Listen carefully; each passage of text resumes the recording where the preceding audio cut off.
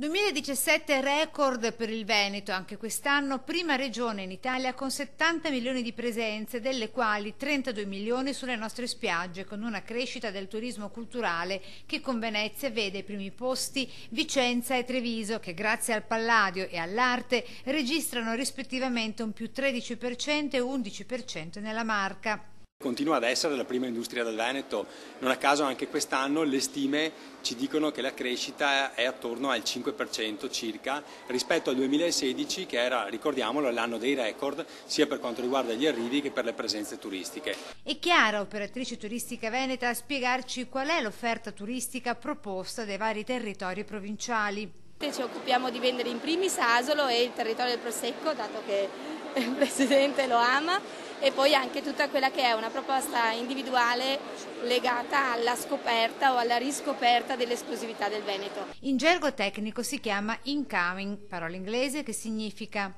accogliamo turisti che arrivano dall'altra parte del mondo e li accogliamo qui in Italia o comunque in Veneto. Oggi la prima della 3 giorni di By Veneto, 16ª edizione del turismo del Veneto, dove oltre 200 operatori vendono il prodotto della nostra regione, con strutture ricettive, agenzie di viaggio, immobiliari e servizi per il turismo in generale. Io oserei dire che è la nostra fiera internazionale del turismo B2B, cioè business to business, legata agli operatori. Quindi questa non è una fiera d'immagine, qui si vendono prodotti, si vendono destinazioni, la gente fa contratti. Qui ci sono oltre 6.000 appuntamenti tra i buyers internazionali e i nostri sellers, cioè la gente del territorio, i nostri albergatori, i bed and breakfast, i camping, tutti quelli che hanno ricettivo e che vogliono vendere il proprio prodotto.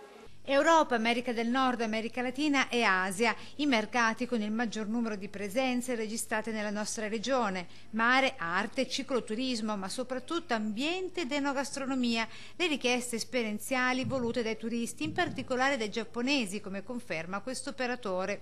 La